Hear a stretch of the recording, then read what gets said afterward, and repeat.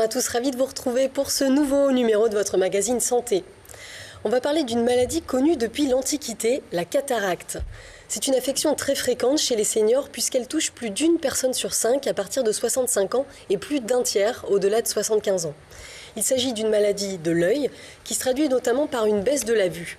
Alors, il n'y a pas de médicaments ou de collyre pour traiter la cataracte. Seule une opération permet de récupérer une bonne vision. Elle consiste à remplacer le cristallin malade par un implant.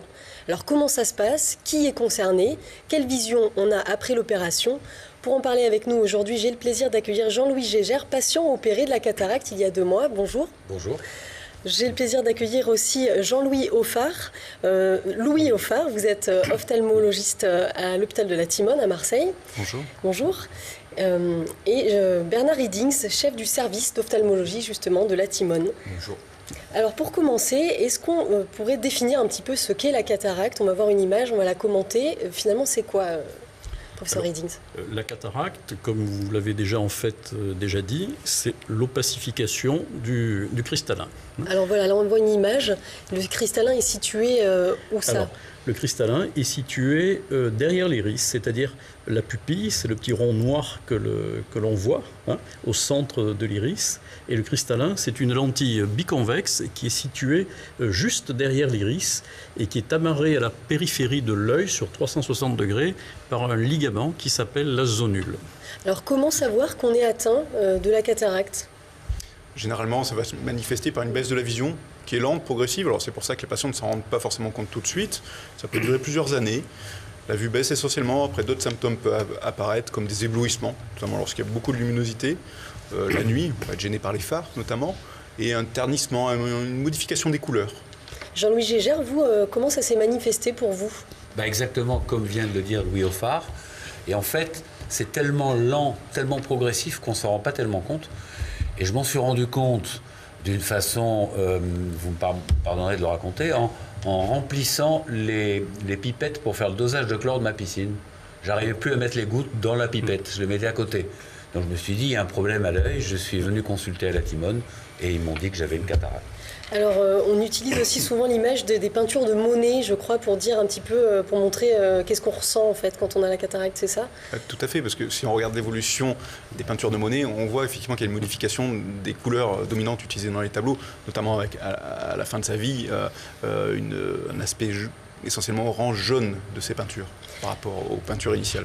Alors, il est aussi possible de voir en double ou pas un objet, j'avais lu aussi. Est-ce que ça peut perturber ce côté-là? Tout à fait. Une cataracte, surtout une cataracte dépudente, peut entraîner ce que l'on appelle une diplopie, c'est-à-dire une vision double, mais cette diplopie, à l'inverse des diplopies qui sont dues à des maladies neurologiques, est une diplopie monoculaire, c'est-à-dire si on ferme un œil, la diplopie persiste, alors que dans les diplopies d'origine neurologique, il faut avoir les 2 yeux ouverts pour y voir double. Alors, est-ce que la cataracte peut augmenter la myopie? Alors la cataracte peut modifier la vue du patient, et peut augmenter la myopie, et paradoxalement, donc, la vue de près du patient va s'améliorer dans ces cas-là. Mais souvent, ce sont les patients qui n'ont jamais porté de lunettes, qui vers 60-70 ans vont avoir une baisse d'acuité visuelle de près, et de loin, et au contraire une amélioration de la vue de près. Alors là, on voit une image. Est-ce que c'est un petit peu ça, ce voile blanc justement qu'on voit, la cataracte? Tout à fait. On observe donc une opacification globale du cristallin, avec dans ce cas particulier une opacité centrale. Alors quand on a ces symptômes, donc qu'est-ce qu'il faut faire? Est-ce qu'il existe un traitement? Comment ça marche? Non, il n'y a pas de traitement médical qui ait réellement fait sa preuve. Pendant des années, surtout à l'époque où la chirurgie de la cataracte est quand même une chirurgie qui était plus difficile à réaliser, plus à risque. Donc il est vrai qu'on prescrivait des collyres qui étaient censés freiner l'évolution de la cataracte. Ceci dit, ces collyres ont peut-être réellement une petite action. Mais globalement, on peut dire qu'il n'y a pas de traitement médical de la cataracte, qu'une cataracte, le seul traitement efficace, il est chirurgical. Donc si on ne fait rien, est-ce qu'on peut perdre la vue complètement ou c'est par étapes? Ça dépend un peu de chaque patient. Dans nos pays, c'est rare d'en arriver à cette évolution-là, mais la cataracte, c'est la première cause de cécité, de malvoyance dans le monde. C'est toujours assez effrayants. Des millions et des millions de personnes dans le monde ont perdu la vue à cause d'un problème de cataracte qui se règle très facilement dans nos pays. Donc il faut se faire opérer pour régler le problème. Il faut se faire opérer au moment déterminé par le chirurgien où il y a véritablement un handicap visuel qui apparaît. Alors est-ce qu'on propose à tout le monde une opération de la cataracte ou est-ce qu'il y a des personnes pour qui c'est pas envisageable? Non, ce qu'il y a des indications, il y a des critères. Si vous voulez, le critère quand même essentiel, c'est l'acuité visuelle. En principe, si on s'en réfère aux critères un peu proposés éventuellement par l'assurance maladie, par la sécurité sociale, normalement, on n'opère pas les cataractes pour les personnes qui ont des acuités visuelles supérieures à 5/10. Après, bon, il y a d'autres symptômes, il y a l'éblouissement, il faut tenir compte un peu de l'âge du patient. Donc, il y a quand même des critères. On n'opère pas tous les porteurs de cataracte immédiatement. Souvent, il y a des malades qui sont suivis pendant plusieurs années sans qu'on leur propose une intervention chirurgicale. D'autant plus qu'il faut toujours savoir dépister par derrière des maladies de la rétine qui, elles, pourraient éventuellement contre-indiquer la chirurgie de la cataracte. Jean-Louis Gégard, vous avez envisagé assez vite une opération. Comment ça s'est passé? Écoutez, quand je suis allé les voir, le docteur Offard m'a dit qu'il me restait 2/10 à l'œil qu'il voulait opérer, donc j'avais pas tellement le choix, il fallait le faire. Et ça a été programmé et réalisé assez rapidement. Alors justement, avant d'en dire plus, je vous propose de regarder ce reportage. L'opération de la cataracte est l'acte chirurgical le plus réalisé en France avec 600 000 opérations chaque année. À l'hôpital de la Timone à Marseille, on en réalise environ 1000 par an environ. Alors comment ça se passe? Regardez en images. Le patient est installé sur le dos dans un milieu chirurgical stérile. Il peut être endormi sous anesthésie locale ou générale, selon son souhait, et en accord avec son ophtalmologiste et le médecin anesthésiste. À l'aide d'un microscope, le médecin pratique d'abord une incision de 2 mm sur le bord de la cornée, le limbe, pour accéder au cristallin. Le but de l'intervention, c'est d'enlever le contenu du cristallin. Le cristallin, on peut voir ça comme un sac, avec à l'intérieur une substance relativement dure en fait, et qui devient jaune avec les années. Donc le but de l'opération, c'est par une incision au niveau de la cornée, c'est-à-dire la partie transparente de l'œil, une incision de 2 mm, d'aller aborder le cristallin, de l'ouvrir comme une boîte de conserve, on peut estimer ça, c'est un couvercle, et avec des ultrasons, on va fragmenter ce cristallin en morceaux qui vont permettre de l'extraire par ces toutes petites incisions de 2 mm. On va attraper la capsule du cristallin et on va ouvrir. L'extraction de la cataracte est réalisée avec l'aide d'une sonde à ultrasons pour fragmenter le cristallin et mieux pouvoir l'extraire. La capsule, c'est-à-dire l'enveloppe du cristallin, est laissée en place. Alors, on rentre l'instrument dans l'œil, on maintient l'œil avec un deuxième instrument et on commence à aspirer les fragments. Voilà, en séparant en deux le cristallin déjà. L'idéal, c'est de le séparer en 4 fragments. Quand le cristallin a été évacué, il est remplacé par 7 implants, une lentille artificielle placée juste derrière la pupille. Il va permettre de prolonger la vue du patient et restera de façon définitive jusqu'à la fin de sa vie. Voilà, l'implant rentre dans l'œil, il se déplie, hop là. Et on n'a plus qu'à nettoyer. L'incision de l'œil est suturée ou non, et après une goutte d'antibiotique, l'opération est terminée. Dans la très grande majorité des cas, l'œil opéré de cataracte est indolore. Voilà monsieur, ça s'est très bien passé, hein ?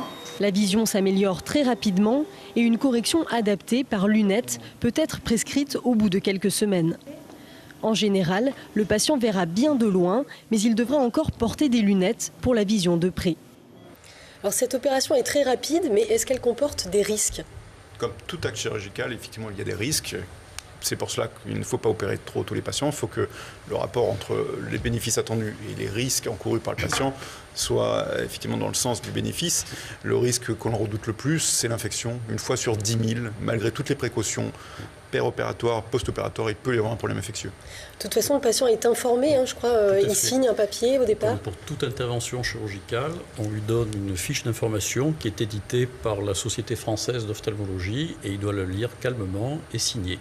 Alors, en ce qui concerne je veux dire juste un petit mot à propos de la complication qu'on redoute le plus, la complication infectieuse. En fait, en cas de complication infectieuse, lorsqu'elle survient, ce qu'il faut bien savoir, c'est dans l'immense majorité des cas, ce sont des microbes que le patient a sur lui. qui sont normalement présents sur l'œil. C'est une défense. En fait, le microbe constitue une véritable défense. Et lorsqu'il y a une effraction, lorsqu'on ouvre l'œil, ces microbes pénètrent à l'intérieur de l'œil et ce sont eux qui vont déclencher l'infection. D'accord, c'est pas forcément les microbes qu'il pourrait avoir dans l'air. C'est le plus souvent, c'est le microbe que le malade porte en lui-même et qui devient pathogène en rentrant à l'intérieur de l'œil. Parce qu'on pourrait les détruire complètement, mais ça nous ferait utiliser des produits extrêmement toxiques pour les tissus qui auraient un pire effet que les microbes sur l'œil. Voilà. C'est pour ça qu'on ne peut pas réduire à zéro le risque d'infection. C'est pas possible. Jean-Louis Gégère, comment vous l'avez vécu, vous, cette opération? Qu'est-ce que vous ressentiez? Est-ce que vous étiez... Je pense comme tout le monde, j'avais un peu d'appréhension. On m'avait suffisamment dit que ça ne faisait absolument pas mal. Nous avions opté pour ce qu'on appelle une anesthésie topique locale. Donc ma crainte principale, c'était de voir les instruments s'approcher de mon œil.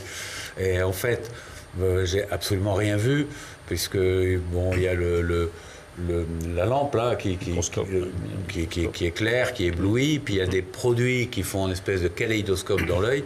Et j'étais tellement serein pendant l'opération que je me suis un peu endormi sous le champ opératoire. Et j'ai dit au docteur Offard, mais je crois que j'ai dormi. Il m'a dit oui. D'accord, oui. Je crois qu'il m'a entendu ronfler. Oui, tout à fait. Voilà. D'accord, donc ça va rassurer les gens qui nous regardent. C'est vraiment très serein, quoi. Ça se fait tout seul, quoi. Voilà. Alors, on place donc un implant à l'intérieur de l'œil qui améliore aussi la vue. Je crois que c'est un petit peu la nouveauté. Auparavant, ça... C'est le but. Autrefois, il y a 30-40 ans, on ne mettait pas de cristal artificiel, on ne mettait pas d'implant. Et l'ablation du cristallin était remplacée par des verres de lunettes qui étaient extrêmement épais et totalement inconfortables. Et surtout, lorsqu'on n'opérait qu'un seul œil, c'était infernal. Alors il fallait mettre dans ces cas-là des lentilles de contact, comme un myope met une lentille de contact. Maintenant, on met toujours, presque à 100%, il y a quelques cas bien sûr particuliers, on met toujours un implant. Donc c'est un implant qui est adapté à la vue du patient et que c'est un peu comme une lunette dans l'œil directement en fait. Tout à fait. Le but, c'est de corriger au mieux la vue de loin du patient. Alors dans le cas de Jean-Louis, étant donné que l'œil droit a une acuité visuelle de 10 dixièmes, je n'ai pas souhaité l'opérer malgré ses demandes. J'ai donc équilibré la vision entre les deux yeux pour simplifier son verre de lunettes, mais on peut corriger l'astigmatisme, la presbytie chez certains patients. On peut appréhender tous les défauts visuels. Voilà, parce que la cataracte donc, peut toucher les deux yeux un petit peu différemment. Donc on opère quoi, un œil après l'autre Oui, on n'opère jamais les deux yeux le même jour. Pourquoi ça? En cas de risque infectieux, parce que si on a une complication infectieuse sur les deux yeux, là, c'est une situation dramatique. Il est interdit, même si certains l'ont fait, mais c'est formellement interdit d'opérer les deux yeux dans la même séance opératoire. On peut les opérer de façon rapprochée, 15 jours, 3 semaines, mais pas dans la même séance opératoire. Alors Jean-Louis Gégère, comment vous avez vécu, vous, le fait de mieux voir l'après-opération? Ça doit être assez bouleversant. Oui, ça vous tombe pas dessus, la vision vous tombe pas dessus comme le Saint-Esprit sur les apôtres. Moi, il m'a fallu une quinzaine de jours pour retrouver une excellente vision et surtout, ce que disait Louis Offard, voir disparaître cette espèce de voile laiteux que j'avais sur l'œil et auquel je m'étais habitué et retrouver les couleurs. Voilà, moi, ça a pris une quinzaine de jours. Mais donc aujourd'hui, vous voyez... j'ai 10 dixièmes à chaque œil et je vois les couleurs, c'est ce qui est merveilleux, parce que je les voyais vraiment très, très atténuées, quoi. Vous parliez de Monet, bon voilà. Et qu'est-ce que vous disent les patients justement après une opération comme ça? Souvent c'est... C'est vrai qu'avec la technologie actuelle, on peut obtenir d'excellents résultats visuels. C'est vrai que souvent les patients sont étonnés par la qualité des couleurs et leur qualité de vision, et souvent se rendent compte qu'il existe un défaut visuel sur l'œil qui n'est pas opéré. Alors ces implants, on les garde à vie, mais est-ce qu'ils corrigent tous les défauts de la vision? Est-ce qu'on peut se passer de lunettes, par exemple? Alors on voit Jean-Louis, vous avez des lunettes. Ben oui. oui, j'avais des lunettes, mais comme l'a dit Louis Offard, il m'a opéré un œil et pas l'autre. L'autre où il y a un petit début de cataracte. Voilà, donc j'ai toujours mes lunettes avec des verres pour l'œil qui a été opéré, beaucoup plus légers que ce que j'avais avant. Donc en général... Il faut être honnête, le plus souvent on a toujours besoin de lunettes additives après, même si dans la vie courante on peut peut-être vivre sans lunettes, ne serait-ce que pour la conduite ou pour lire des caractères très fins, souvent il faut quand même porter des lunettes. Parce que l'implant, si vous voulez, la valeur de l'implant est calculée par des ultrasons avant l'intervention, mais il y a quand même une source d'erreur. Donc un implant qui fait tout sur le papier, ça existe, hein. Dans la réalité, il faut un peu mettre un bémol. On va dire un mot sur les causes de la cataracte. Est-ce que c'est uniquement le vieillissement ou au contraire, il peut y avoir d'autres causes? La cause principale, c'est ce qu'on appelle la cataracte sénile. C'est un mot que je n'aime pas trop, mais c'est la sénescence, le vieillissement de l'œil.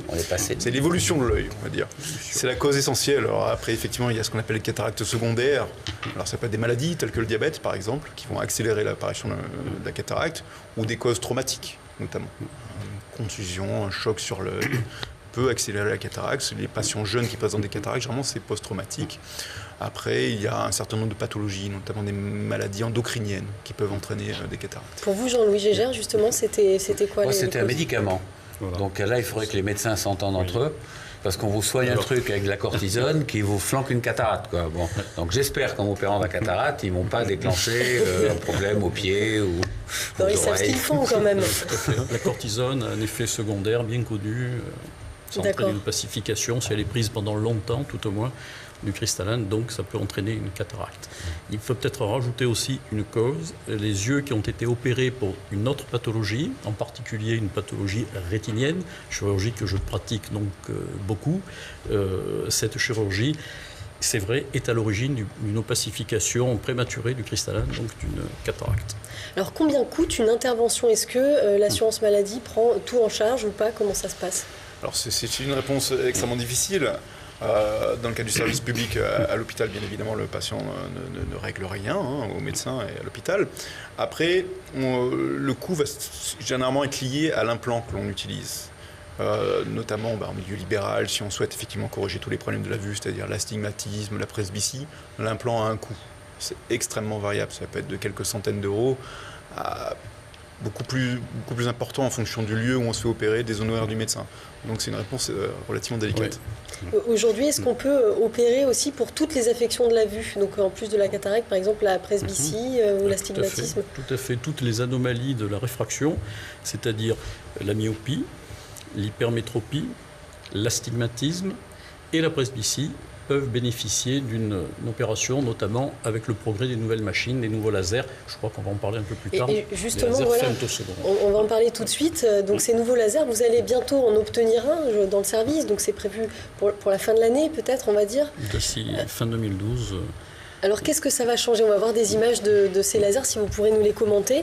Qu'est-ce que ça va bouleverser pour vous? L'avantage de ces lasers, c'est que ça augmente ce qu'on appelle la reproductibilité du geste, c'est-à-dire que le résultat va être toujours le même, il n'y a pas la variabilité liée à la main du chirurgien, on a un résultat parfait, ce que l'on prévoit, on va l'obtenir, et ça c'est capital, notamment pour la sécurité du patient, et pour obtenir des bons résultats en termes de correction de la vue. Parce que tout est informatisé en fait. Voilà, on voit sur l'image, effectivement, on détermine les paramètres préparatoire, on a un système d'imagerie qui prend une photographie de l'intérieur de l'œil avant l'opération. On va placer des repères sur cette imagerie et le laser va venir disséquer, découper précisément là où on lui a indiqué. Et donc on va obtenir un résultat parfait, ce qui est capital en fait, notamment pour positionner l'implant laser de l'œil et obtenir un bon résultat visuel. Alors du coup, c'est un gain en termes de précision, mais aussi de durée d'opération peut-être? Oui, plus dans la précision peut-être que la durée, parce que ce qu'il faut bien avoir à l'esprit, c'est que le laser, et en particulier le laser femtoseconde, qui dit femtoseconde, c'est-à-dire c'est 10 puissance moins 15, c'est un laser à infrarouge qui met des impulsions de 10 puissance moins 15 secondes, qui va arracher les électrons à la matière dans un plan de coupe qu'on a défini à l'avance par le bilan préopératoire. Et en fait, en arrachant les électrons à la matière, ça va libérer des bulles de gaz qu'on calibre à 2 microns. Et ce sont les bulles de gaz qui vont se substituer à la lame du bistouri. C'est-à-dire c'est magique. C'est hyper technique. Bien sûr. C'est-à-dire qu'on a un bistouri sans contact. On ne touche pas l'œil. Et si pour une raison X, notamment dans la première incision au niveau de la cornée, il faut interrompre la procédure, on arrête la procédure et c'est comme si on n'avait rien fait. Les tissus cicatrisent tout seuls en 24 heures. Donc en fait, vous n'avez presque plus rien à faire finalement avec des machines comme celle-là ou pas? Alors, la main du chirurgien assure encore au moins 50% de l'intervention, mais les gestes les plus délicats ont été réalisés par la machine, effectivement, avec une qualité supérieure même à la main de celle des chirurgiens les mieux entraînés. Donc là, ce qu'on voit par exemple sur l'image, est-ce qu'il y a la main du chirurgien ou... Là, oui, encore. Là, c'est après la phase de laser, effectivement, le chirurgien intervient pour la deuxième partie de l'opération. Mais en fait, le cristallin a été prédécoupé, on va dire. Il n'y a plus qu'à le retirer. Le laser a fait le plus dur. D'accord, en fait, il calcule tout ce qu'il y a à découper, en fait. Tout ce qui est à découper et à pulvériser, oui. Jean-Louis Gégère, ça vous inspire, vous, ces images? Je vais recommencer. Pour le deuxième œil. Pour le deuxième Je suis œil. candidat pour être né la machine. On va revenir un petit peu. Pour opérer la presbytie, après une opération de la cataracte sur les 2 yeux, est-ce que on peut opérer, après une cataracte, faire d'autres opérations Oui, derrière? c'est tout à fait possible. Tout à fait possible. On peut très bien, après, opérer la presbytie sur un œil qui est pseudofax, c'est-à-dire sur un œil qui n'a plus son cristallin et qui a un cristallin artificiel. Et par contre, l'implant là qu'on a placé donc dans l'œil, celui-là, on ne le touche pas, il reste à vie. Celui-là, on ne le touche pas. Et il vieillit bien, il ne va pas s'altérer. Je pense que dans 3000 ans, lorsque on exhumera les tombes des patients actuels, on retrouvera des petits implants effectivement en matière plastique. Donc effectivement, ça reste toute la vie du patient. On ne change pas l'implant. Alors cette maladie, elle est connue depuis l'Antiquité, elle est aussi observée chez les animaux. Alors est-ce qu'on peut soigner aussi chez un animal la cataracte? Tout à fait. Les vétérinaires, certains vétérinaires sont spécialisés en ophtalmologie vétérinaire et opèrent les cataractes, notamment surtout chez les chiens, chez les animaux les plus couramment domestiques, les plus courants. Ça se fait à peu près pareil, quoi. Avec des laboratoires qui font des implants de façon tout à fait analogue à l'homme. Alors on l'a dit tout à l'heure, la cataracte c'est la première cause de cécité, notamment dans les pays en voie de développement. Elle explique près de 40%, donc des 37 millions d'aveugles dans le monde. Pourquoi autant? Est-ce que c'est un problème de coût? Oui, c'est un problème, je crois, de moyens et de coûts. Notamment, nous, dans le service de la Timone, nous avons développé une technique que nous appelons phaco-alternative. Si vous voulez, c'est en parallèle de la technique actuelle par ultrason, mais là, c'est uniquement avec les mains du chirurgien. Donc, il faut être très entraîné. Moi, je la fais couramment, cette technique. Et l'on peut très bien, dans les pays en voie de développement, utiliser cette technique avec des coûts moindres. Nous avons fait fabriquer des kits pour cette chirurgie et nous faisons 2 campagnes annuelles dans l'Afrique de l'Ouest. Il y a déjà 5-6 000 malades qui ont été opérés avec notre technique. Notre kit coûte 27 €. Et donc avec 27 €, nous pouvons opérer dans d'excellentes conditions des malades de cataracte. D'accord, donc vous rendez, ça vous arrive à ce moment-là d'aller aussi en Afrique, vous former 2 fois par an dans toute l'Afrique de l'Ouest. Et là, mon équipe revient de Guinée, où on a fondé une école de chirurgie de phaco-alternative en Guinée, qui peuvent éventuellement, il y a des ophtalmologistes européens, français, européens, qui souhaitent aller dans ces pays pour opérer, mais les techniques que nous avons ici ne sont pas adaptées à ces pays. Donc maintenant, on leur donne l'occasion d'aller se former dans un pays africain, un Français qui peut aller se former en Afrique à la technique qu'on a développée ici à la Timone. D'accord, oui, hyper intéressant. Ah oui. Louis Auffarth, vous y êtes rendu justement dans ces pays ou peut-être pas encore? J'ai pas eu l'occasion, mais je participe au fonctionnement de la formation. Mais il va falloir que tu la cette fasses. occasion, je tente que M. Reddings me propose.